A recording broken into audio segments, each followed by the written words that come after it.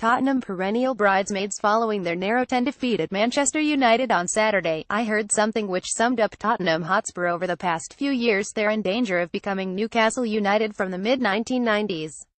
More watch full-place match replays universally loved for Mauricio Pochettino's high-pressing style and their insistence on bringing through young talent. Spurs are the club many like to watch when their team isn't playing. How can you not enjoy watching their young stars strut their stuff and keep overachieving? Yet unless they win a trophy this season, will this team be forgotten about a decade from now? That seems drastic, but let's think about it. How many of Newcastle's side from 19,951,996 can you rattle off? Ferdinand, Albert, Ginola. When you get past that, it gets harder to remember. But the Magpies were wowing everyone at the time, playing champagne soccer and, like Spurs are now, became appointment viewing. They won nothing though. More 3 things learned from Spurs' loss at United. Pochettino's master plan was hampered on Saturday with no Harry Kane. Out injured with a left hamstring strain, Kane's absence as the fulcrum of Tottenham's attack was telling. Let's face it, any team would miss Kane right now. The hottest striker on the planet has 8 goals in 9 Premier League games this season and 13 goals in all competitions.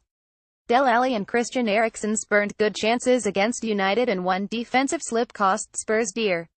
After a slow start, they pressed United and controlled the tempo and put in another impressive display away at a team who have a 100% record on their home patch and are yet to concede a goal. But they lost. They just came up short. United were more ruthless and Jose Mourinho's pragmatism beat the panache of Pochettino. As our analysts discussed in the video above, time is running out for Pochettino and his players to deliver. Video Premier League highlights. Kane's absence was telling, and that's often the case when Spurs have a key defender, midfielder or striker out. The strength in depth just isn't there, and everyone says the same thing. 1-11 Spurs. They probably have the best team in the Premier League over the past few years. They're right, but that doesn't win trophies. The final hurdle is the hardest one, no matter how good a job Pochettino has done on a smaller wage bill than the perennial big boys. Kane's importance to the way Spurs play is key, but with words of admiration from Real Madrid's hierarchy still ringing in his ears, how much longer will Kane stick around at Tottenham if they can't win a trophy? Unlike Newcastle, this all comes down to one thing: money.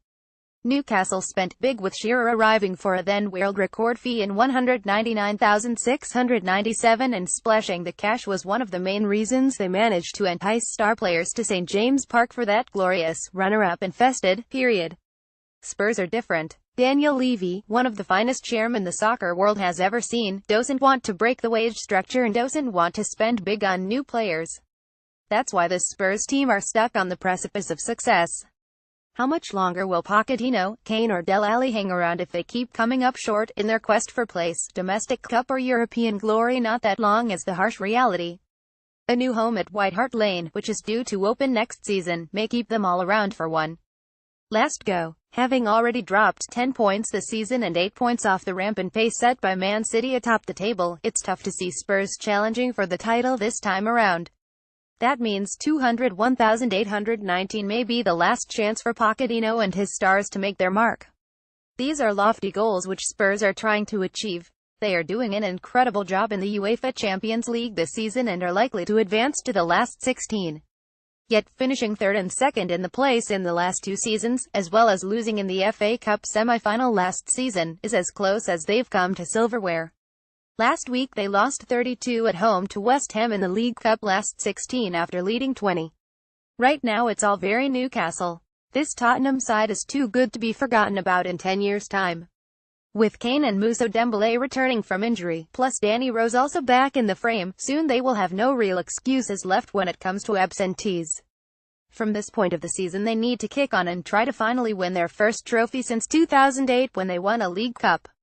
It's time that the darlings of the Premier League delivered on their incredible potential. Everton AMS. This was supposed to be a breakout season for Everton Football Club. They're in shambles. Ronald Koeman was sacked after 9 games. They're in the relegation zone in the Premier League. The Toffees are on the verge of an embarrassing Europa League group stage exit. As I said, shambles. More latest Premier League standings. Everton's caretaker boss David Unsworth admitted that following their 20 defeat at Leicester City on Sunday, the Toffees were in a relegation scrap. "You have to be honest, we are where we are, and if we continue like this then we are in a relegation battle," Unsworth said.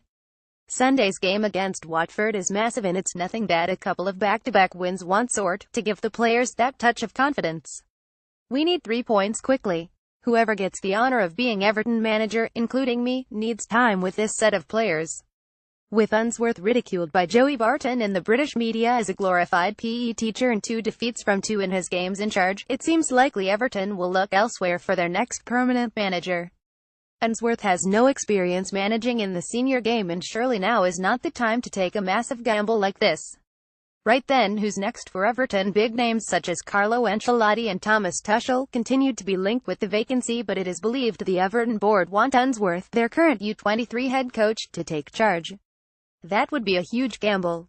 Despite the fact that he enjoyed great success with their youth team over the past few seasons, the former Everton defender hasn't shown much in his 2 games in charge to suggest much will change from Koeman's era. More Premier League schedule. Sean Dyche, Eddie Howe, dare I say Sam Allardyce would be better options for Everton. The former to build something sustainable, and the latter to simply save the Toffees from getting entrenched in the bottom 3. The biggest problem remains scoring goals. In 6 of their 10 Peta Leaders games this season they've failed to score, and Everton have scored just 6 goals in total. Only Crystal Palace and Bournemouth, the 2 teams below Everton, have scored less. We all know the main reason for Koeman's downfall was Romelu Lukaku being sold and no central striker brought in to replace him this summer. That said, Everton star attackers in Wayne Rooney and Gylfi Sigurdsson must step up in the coming month if they're going to drag themselves away from relegation danger. A favourable fixture list awaits between now and January 2018, but with Unsworth still in charge and both owner Farhad Mashri and chairman Bill Kenwright seeming in no rush to appoint a new manager, the Toffees could find themselves in much more than a short-term sticky patch.